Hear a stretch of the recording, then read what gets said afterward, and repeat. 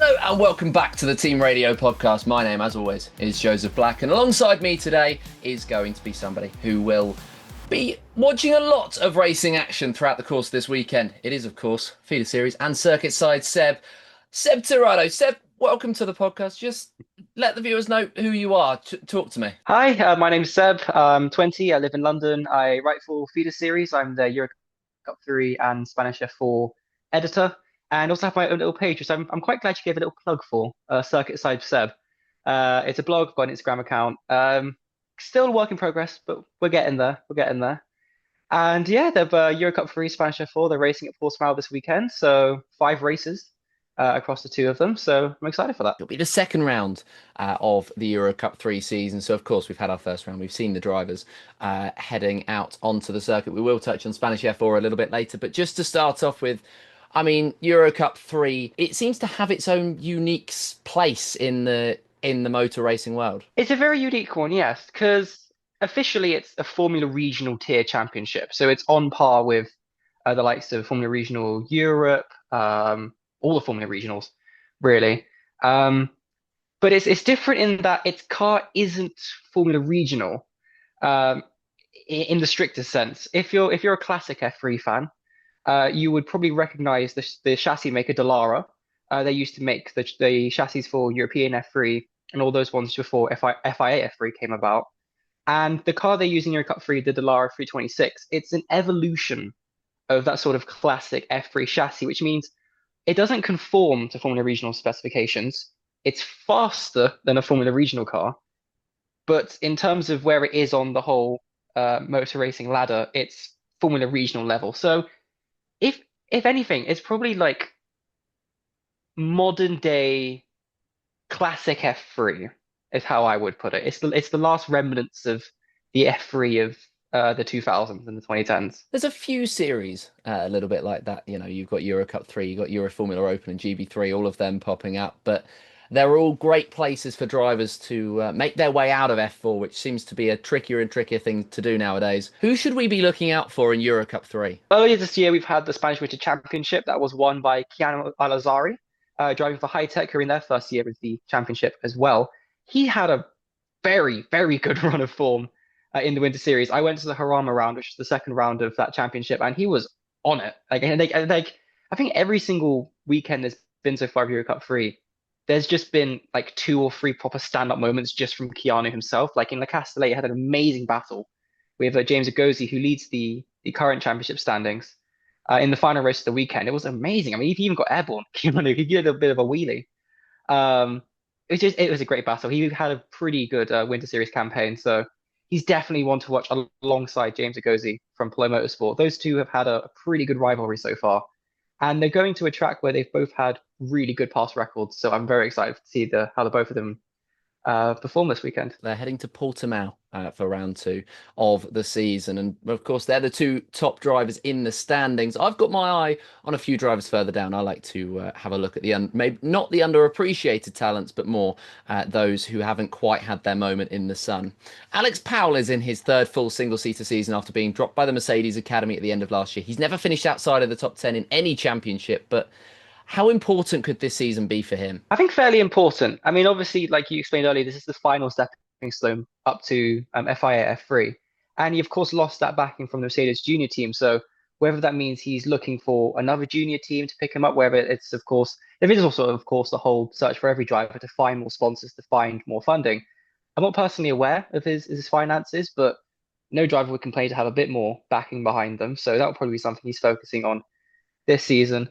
He's had some pretty good performances though. I will say he's got podiums. He had a win taken away from him at, I believe it was Harama and one other round in the Winter Series. I remember there was a whole thing when he lost the win at Harama. But otherwise, he's had pretty good performances so far, especially with the powerhouse that is Campos Racing in Eurocup-3. So I think he will definitely be one to watch. I think I wouldn't be surprised if we see him on the top step of the podium come the end of the year at least once. Of course, he's got a teammate in the series as well, somebody who came in with very high expectations. Thomas Stroven who jumped into the series having won both Eurocup-4 Spanish Winter Championship and the Spanish F4 Championship last year, but only has 3 points after the first round so far this season.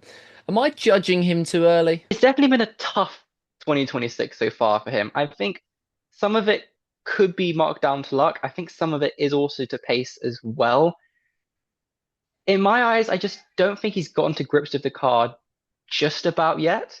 I think in the Winter Championship he was there or thereabouts, and in the Castellet he was there or thereabouts again. But I think he just hasn't quite gotten to grips with the car just yet.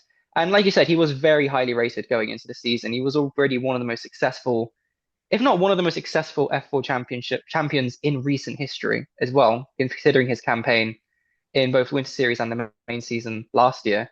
So I think again, we'll just have to see how the rest of the season goes on for him to see if he gets more used to the car, see if we see him a bit more fighting for the podium a bit more, but we'll just have to see. Let's hope so for him because obviously he's a fantastic talent. There's also another fantastic talent who jumped into the series earlier on this year, just for a one-off appearance last time out. Double R Racing were represented by Linus Lundqvist. What was the initial reaction to that in the paddock? I think the entire story about how the whole Lundqvist Eurocup-3 saga was quite funny because not for the first time, his name appeared on the Eurocup-3 website, and that got people asking. Some people did some investigating, and yeah, it ended up being that the 2024 IndyCar Rookie of the Year decided to have a little cameo appearance in Eurocup-3, which I mean, if you told me at like this time last year that was going to happen, whilst Linus wasn't racing an IndyCar, if anything, I wouldn't be too surprised, but at the same time, I'd be very surprised. I mean, it is Eurocup-3 we're talking about. There's no shortage of surprises in this championship. But I mean, yes, he's an IndyCar racer. Yes, he's an Indy Next champion. But I don't think there were too much expectations. This was always going to be a one-off. This was never going to be a full campaign. We knew this was just going to be, someone Double R have raced with in the past. They know him. They know he's a dependable driver to slot in there as a replacement. I think he did decently, especially since again Double R they are a new team to championship. They've not properly competed at this level for a good 5 years. W Series aside, when they operated that field, yeah, it was a big surprise to see him in there. There weren't too many expectations on him for the Class Day weekend. And on a personal note, I just hope Lundqvist gets an IndyCar seat again in the future because I think he's definitely someone who deserves one. It would be good to see, and it almost seems to strengthen the links between the series and IndyCar, correlated or not, with, of course, Palou Motorsport currently 5 points off the top of the team's championship. Could this be a good opportunity for prospective IndyCar drivers? With, of course, I mean, we've seen other drivers in similar series like Euro Formula Open. We saw Timet Kahashik stepping over to Indy Next this year. I'd say yes and no. Obviously, Palou Motorsport connects with Alex Palou, four-time champion. They do have a somewhat official partnership with Chip Ganassi Racing, Palou Motorsport. But of course, IndyCar have that whole own ladder over in the United States. They've got USF 2000, USF Pro, Indy Next, USF Juniors. I think drivers who are competing in Eurocup 3, they are looking to stay in Europe, even though there are those links to Chip Ganassi Racing through Palou Motorsport. But who knows, really? There is an American driver on the team, James Agosi, who I mentioned earlier. Whether or not he continues whether or not he uses those links, maybe hops over for try a shot at getting up to IndyCar. Not too sure, but I guess we'll have to see in the future. Eurocup 3 is still a growing championship, so who knows if those links with Chip Ganassi will continue strengthening. I guess the clue's in the name, Eurocup-3, but anyway, it is the second round of the Eurocup-3 season in Portimao this weekend, with later rounds at Imola, Monza, Silverstone, Jerez, the Hungaroring, and Barcelona to come, and you can watch all of those on the Eurocup-3 YouTube channel. Now, of course, it'll be supported this weekend by Spanish F4 that's stepping outside of Spain for the first and only time this season. What makes that series such a good one to watch? I think there's just a lot of very fun names in there.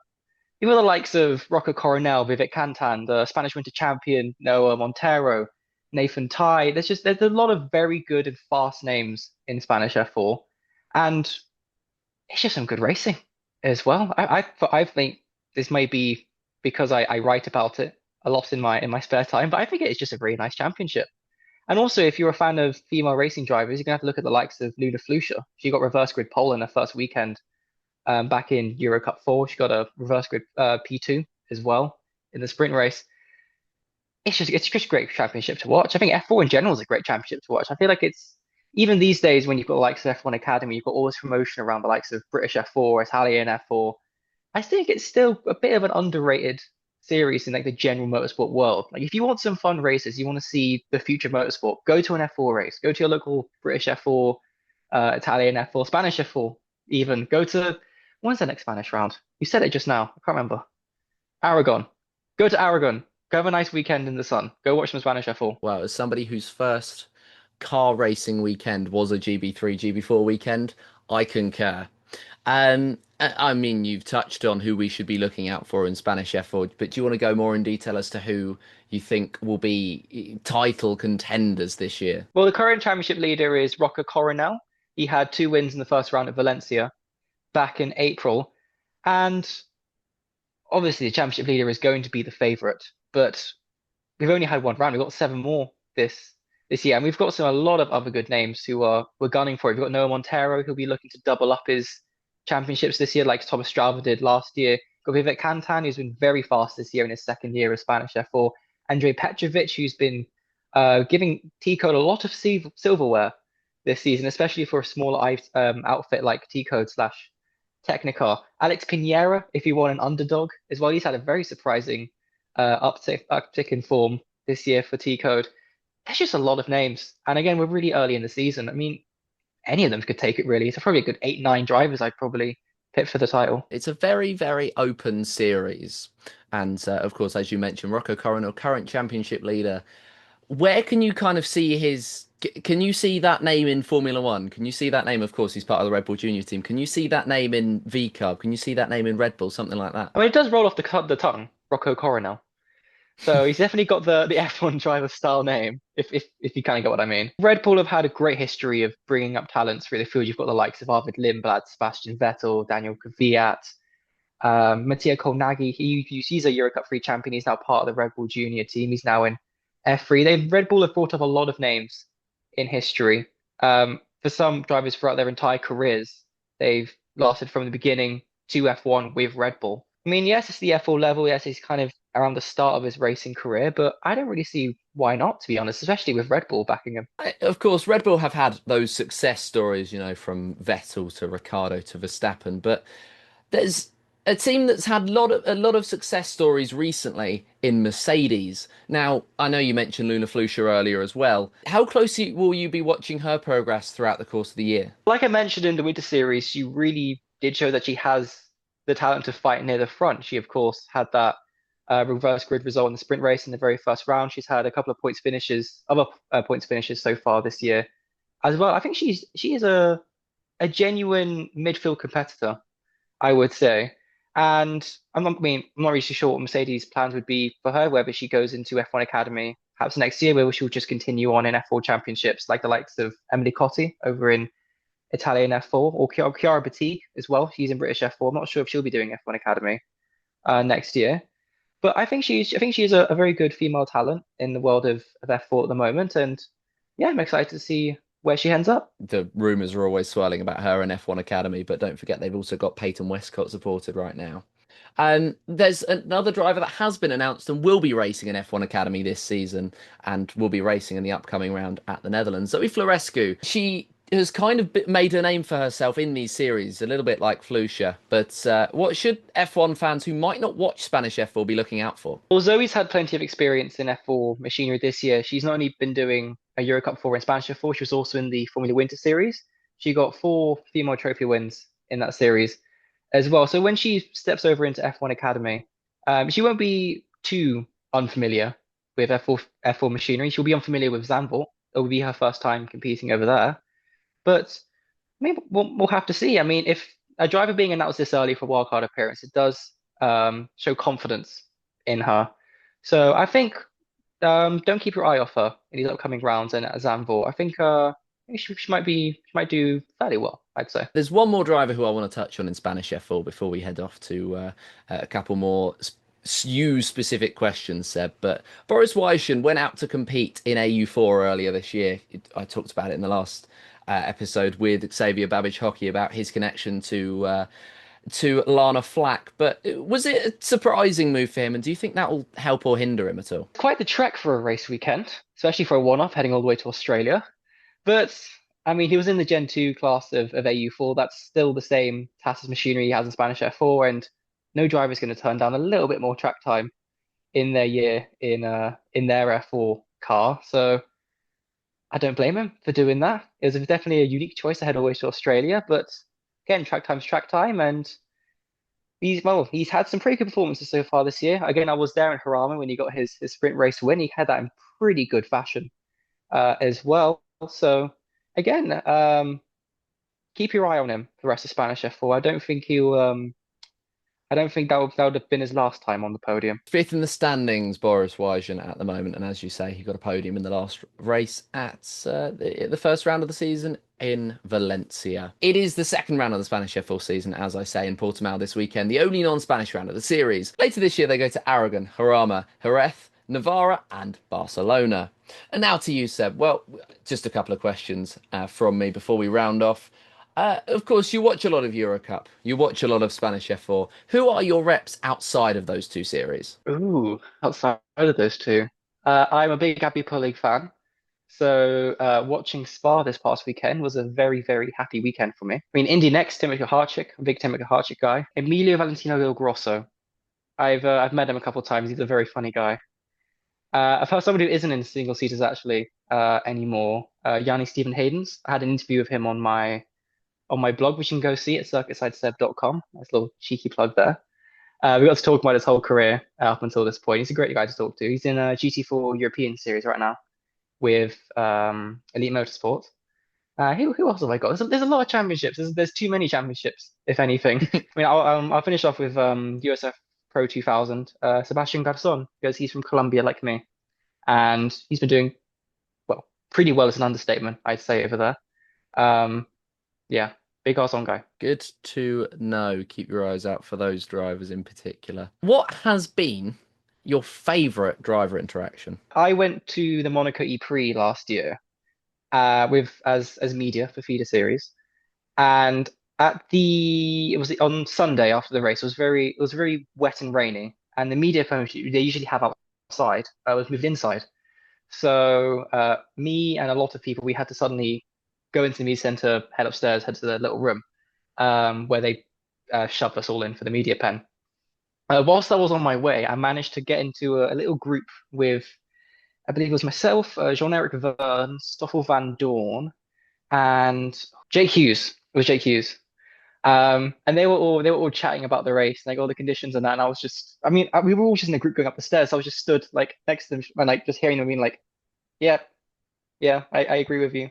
Yeah, cool. All right, nice race, guys.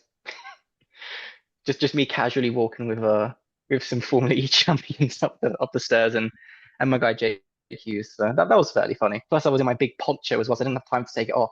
So I was just taking up a lot of space going up the stairs as well.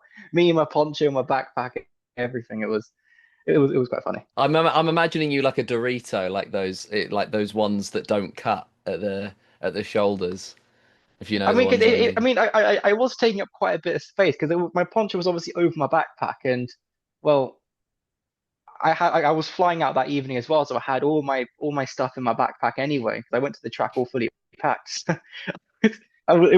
I did take up a lot of space going up the stairs, and the media pen itself. I mean, oh, I mean that was cramped. Don't go to Monaco if it's raining with a media pass. You can get shoved into a room for a media pen, and it's gonna be like sardines. Top tip. Definitely so. Well, top tips from Circuit Side Seb. You can check out Seb at circuitsideseb.com or Circuit Side Seb on Instagram. And also, you can read his articles at feederseries.net. Don't forget to like and subscribe, or whatever they say after the videos.